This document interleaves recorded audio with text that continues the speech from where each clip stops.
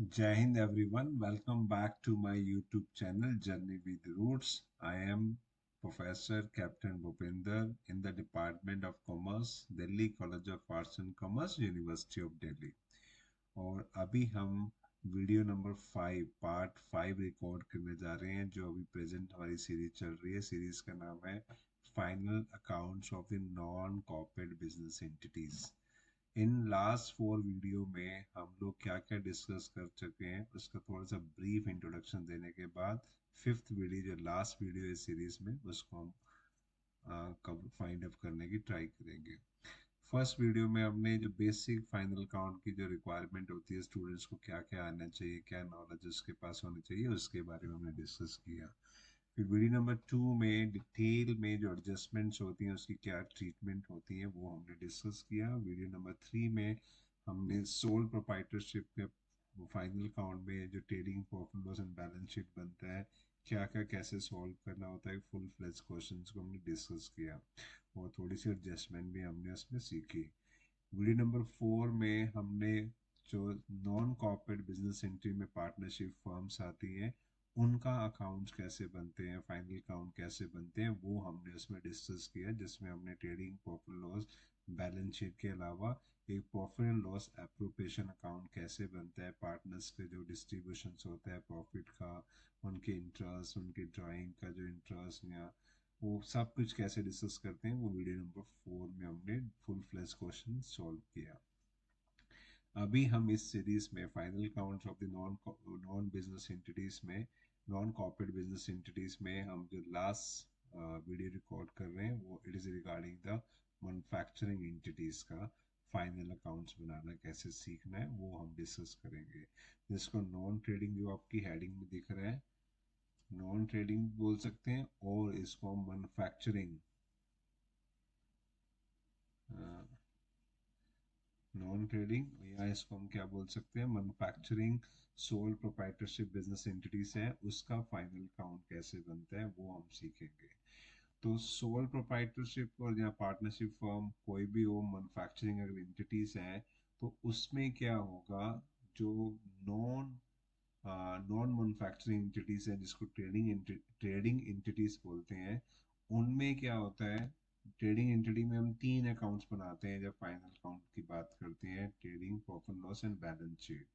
पर जो manufacturing entities होंगी उसमें क्या होगा, trading profit loss and balance sheet जैसे बनाते हैं वैसे ही बनाएंगे, पर in addition to these 3 account एक अलग से पहले एक अकाउंट बनेगा जिसको बोलते हैं manufacturing account.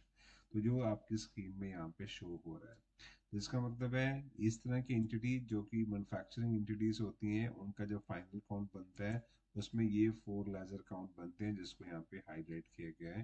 First is called first is called manufacturing account, और second is called trading account, third is called profit and loss account and balance sheet. तो trading profit and loss and balance sheet same to same है जैसे हमने पहले सीखा हुआ है sole proprietorship में, वीडियो नंबर 3 या 4 में आप कह सकते हैं, 1 में भी हमने इसको डिस्कस किया, 2 में भी डिस्कस किया।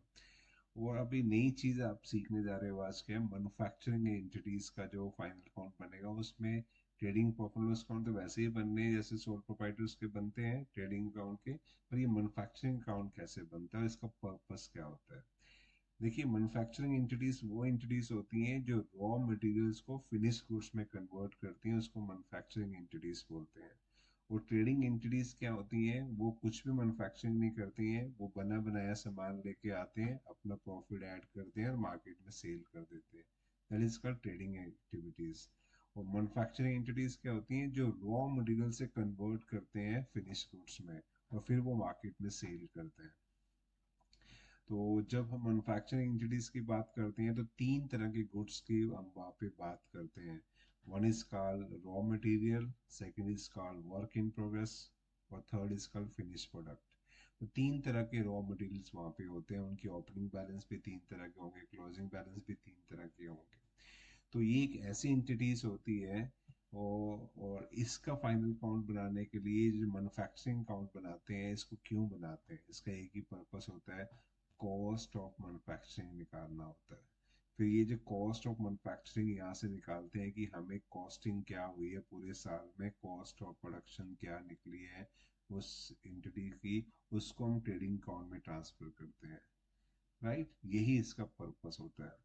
और थोड़ा सा थ्योरी पढ़ना हो तो प्लीज इस थ्योरी को पढ़ लीजिएगा जरा, जिसको मैंने यहाँ पे हाईलाइट किया है, पॉज करके इसको पढ़ लेना। अब इसमें क्या होगा, फैक्ट्री में जो भी एक्सपेंस होंगे, चाहे वो मशीनरी का डेप्रिसिएशन है, चाहे वो रॉ मटेरियल का कंजम्पशन है, चाहे वो रिपेयर ऑफ द मशीनरी है, चाहे वो wages of the salary of the staff है, लाइट है, डायरेक्ट एक्सपेंस है, प्रोडक्शन से रिगार्डिंग जितने भी हैं, उनको अब प्रॉफिट लॉस की डेबिट साइड में नहीं शो करना है। मैन्युफैक्चरिंग के रिगार्डिंग जितने भी खर्चे हो रहे हैं, डायरेक्ट एक्सपेंस हो रहे हैं, वो सारे के सारे मैन्युफैक्चरिंग अकाउंट के डेबिट साइड में हम डाल देंगे उसको।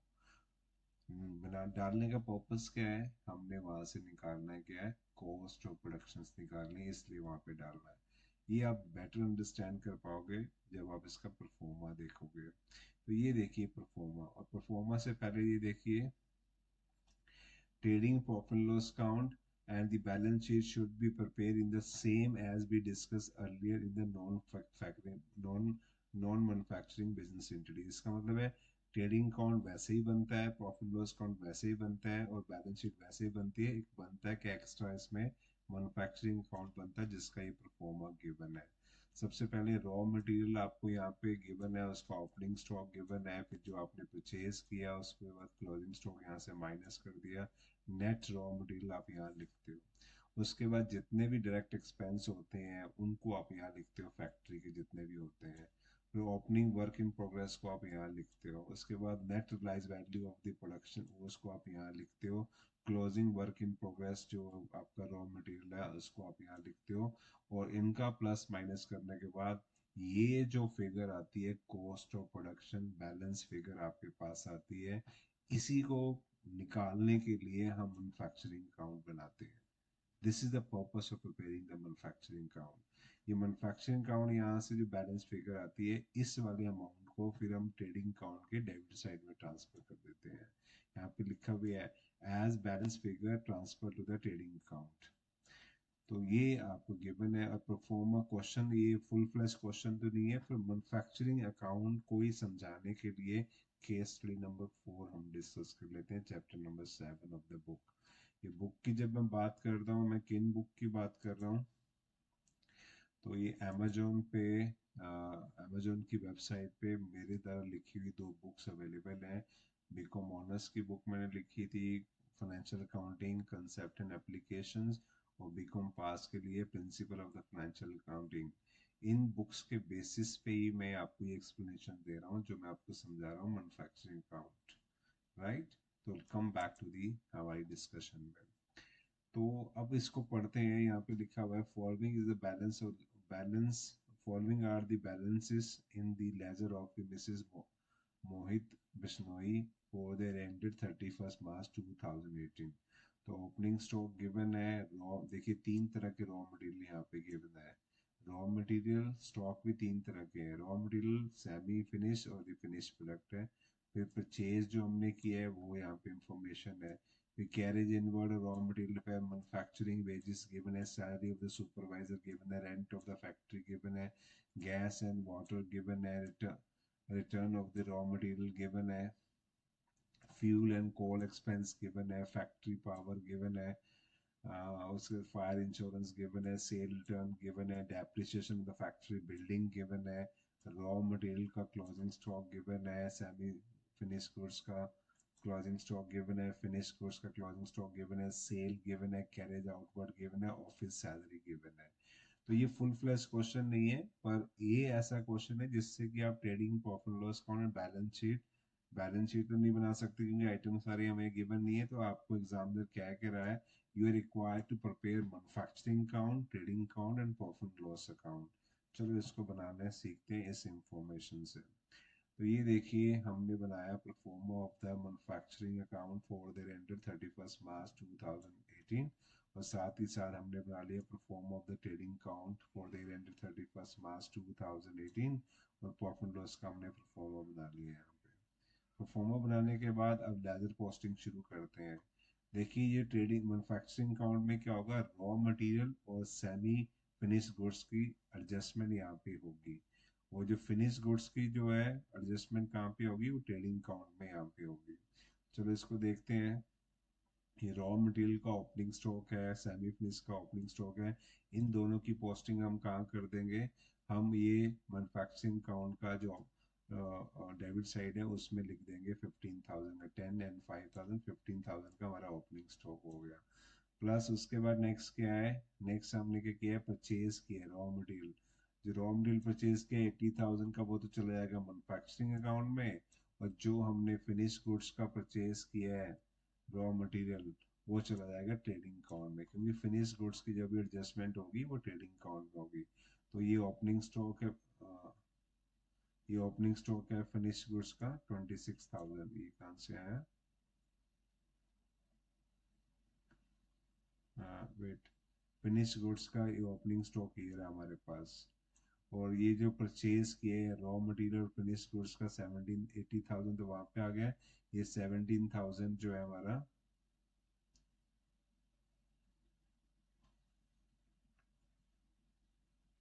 ये रहा परचेज किया हमने 17,000। तो ये 17,000 हमने ट्रेडिंग पे, जो फिनिश गुड्स का जितना भी एडजस्टमेंट होगी वो कहाँ पे होगी, वो हमारा ट्रेडिंग अकाउंट पे होगी। उसके बाद नेक्स्ट क्या है हमारे पास, नेक्स्ट है carriage inward of the raw material, trading manufacturing के डेबिट साइड में आएगा।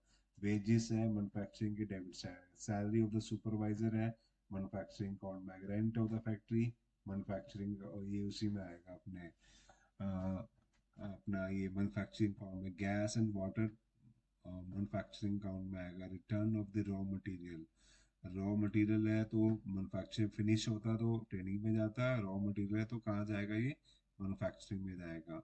तो ये परचेज में से माइनस हो जाएगा, ये परचेज में से माइनस कर दिया। और जितने भी मटेरियल हम बात कर रहे हैं, मैन्युफैक्चरिंग वेजेस, फैक्ट्री से supervisor salary, rent, fuel, power, जो फैक्ट्री के रिगार्डिंग जितने भी एक्सपेंडिचर हैं, even depreciation of the factory machinery, वो भी क्या होगी, वो यहाँ पे शो होगी, प्रॉफिट एंड लॉस के डेबिट साइड में नहीं शो होगी। यहाँ पे हमने शो कर दिया सभी को वन बाय वन करके। ये डेप्रिसिएशन तक हमने यहाँ शो कर दिया। फिर हमने जो क्लोजिंग स्टॉक है, क्लोजिंग स्टॉक है रॉ मटेरियल और सेमी का कलर जाएगा मैन्युफैक्चरिंग में, फिनिश का जाएगा ट्रेडिंग अकाउंट में। तो ये ले लीजिए यहाँ पे क्लोजिंग स्टॉक, ये देखो ये दो यहाँ पे शो कर दिए और एक हमने यहाँ शो कर दिया, क्लोजिंग स्टॉक फिनिश गुड्स का यहाँ शो कर दिया। उसके बाद कहता है कि सेल हुई है 2,20,000 की, तो सेल हम यहाँ पे ट्रेडिंग अकाउंट में शो कर देंगे यहाँ पे, और रिटर्न यहीं से माइनस कर देंगे। रिटर्न कहाँ पे 12,000 की, ये रही सेल रिटर्न। तो ये सेल रिटर्न सेल में से माइनस कर देंगे ट्रेडिंग अकाउंट में, यहाँ से 12,000 वहाँ से माइनस कर दिया। उसके बाद नेक्स्ट आइटम क्या है, कैरेज आउटवर्ड। कैरेज आउटवर्ड क्या होता है, कैरेज आउटवर्ड होता है इनडायरेक्ट एक्सपेंस, तो प्रॉफिट लॉस की डेबिट साइड में आता है। ये प्रॉफिट लॉस की डेबिट साइड में हमने यहाँ शो कर दिया कैरेज आउटवर्ड। उसके बाद नेक्स्ट क्या है, नेक्स्ट है ऑफिस सैलरी। ऑफिस सैलरी का आएगा, इनडायरेक्ट एक्सपेंस है, तो हमने यहाँ यहाँ पे शो कर दिया प्रॉफिट लॉस की डेबिट साइड में। तो जितनी आइटम्स आपको यहाँ पे गिवन है, हमने सबका पोस्टिंग कर दिया, वन बाय वन करके यहाँ पोस्टिंग कर दिया। तो बेसिकली आपने सीखा क्या है कि मैन्युफैक्चरिंग के रिगार्डिंग जितने भी डायरेक्ट एक्सपेंस होते हैं उनको मैन्युफैक्चरिंग में लिख देते हैं, और रॉ मटेरियल और सेमी फिनिश गुड्स की एडजस्टमेंट भी हम कहाँ कर देते हैं, हम मैन्युफैक्चरिंग अकाउंट में कर देते हैं। और बनाने का मेन पर्पस क्या होता है, जब इसकी डेबिट साइड हमेशा बड़ी होगी मोस्ट प्रोबेबली, और जो क्लोजिंग या क्लोजिंग साइड में जो बैलेंस आएगा, ये जो बैलेंस फिगर आई है 1,17,600, इसको बोलते हैं कॉस्ट ऑफ प्रोडक्शन। कि हमारे को जो रॉ मटेरियल बनाया है उसकी कॉस्ट ऑफ प्रोडक्शन कितनी आई है, 1,17,600 आई, जिसको मैंने हाईलाइट किया है। अब ये जो बैलेंस फिगर हमने फाइंड करी है, इसको कहाँ ट्रांसफर करना है, ट्रेडिंग अकाउंट की डेबिट साइड में ट्रांसफर करना है। चलिए इसको ट्रांसफर कर देते हैं, ये हमने यहाँ पे ट्रांसफर कर दिया। ट्रांसफर करने के बाद फिर इस अकाउंट को क्लोज करेंगे, क्लोज करने के बाद अगर डेबिट साइड बड़ी है तो क्रेडिट साइड में लॉस आएगा, तो इस क्वेश्चन में क्रेडिट साइड बड़ी है, तो ये यहाँ पे 69,400 का आपको क्या आ गया, यहाँ पे प्रॉफिट आ गया। ये हमने प्रॉफिट यहाँ पे शो कर दिया। तो ये आ गया ग्रॉस प्रॉफिट। ग्रॉस प्रॉफिट को कहाँ ट्रांसफर करते हैं? प्रॉफिट एंड लॉस की ऑपोजिट साइड में ट्रांसफर करते हैं। तो ये हमने यहाँ पे शो कर दिया। इसमें से डेबिट आइटम को माइनस करते 50,900 का नेट प्रॉफिट हमारे पास आ गया। तो ये हमने सीखा क्या? अगर मैन्युफैक्चरिंग एंटिटीज है उसमें ट्रेडिंग प्रॉफिट लॉस काउंट और बैलेंस शीट जैसे बनती है वैसे ही बनेगी। एक एडिशन में एक मैन्युफैक्चरिंग काउंट बनता है। मैन्युफैक्चरिंग काउंट में हम क्या करते हैं? Raw material, semi raw material, direct expense को डेबिट साइड में लिखते हैं, और closing stock of the raw material और द सेमी फिनिश्ड गुड्स को क्रेडिट साइड में लिखते हैं। और डेबिट साइड में से क्रेडिट बैलेंस को माइनस करने के बाद जो बैलेंस फिगर आती है उसको बोलते हैं cost of production. Cost of production को हम कहाँ ट्रांसफर करते हैं? हम ट्रांसफर करते हैं ट्रेडिंग अकाउंट के डेबिट साइड में। फिर ट्रेडिंग अकाउंट को जैसे वैसे जैसे क्लोज करते हैं वैसे ही क्लोज करेंगे, वहां से आएगा आपका क्या? ग्रॉस प्रॉफिट, और नीचे आएगा नेट प्रॉफिट और बैलेंस शीट आएगी। और इसके साथ ही एडजस्टमेंट होती है। एडजस्टमेंट का रोल वैसे ही प्ले करना है, एडजस्टमेंट को वैसे ही एडजस्ट करना है जैसे वीडियो नंबर सेकंड, 3 और 4 में हमने डिस्कस किया है। सेम टू सेम ट्रीटमेंट है। आउटस्टैंडिंग एडजस्टमेंट की सेम ट्रीटमेंट है, प्रीपेड की सेम है। बाकी नीचे जो एडजस्टमेंट है क्लोजिंग स्टॉक की जो एडजस्टमेंट होती है, जैसी जैसी एडजस्टमेंट होती है वैसे ही आपने करना है।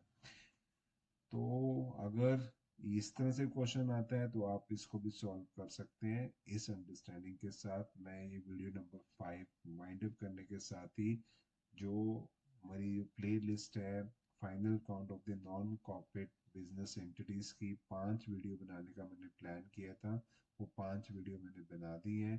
होप इन वीडियो को देखने के बाद अब आप फाइनल काउंट का जो क्वेश्चन है बड़े कॉन्फिडेंस के साथ आप सॉल्व कर सकते हो। अगर फिर भी अगर आपको डाउट होता है, you can comment in the message, और मैं उसका जो आपकी इंक्वायरी होगी वहाँ पे रिसॉल्व करने की ट्राई करूँगा। Thank you very much for your appreciation and for liking and support my YouTube channel journey with roots. मिलते हैं नेक्स्ट किसी और सीरीज में। You are watching journey with root. जय हिंद, जय भारत।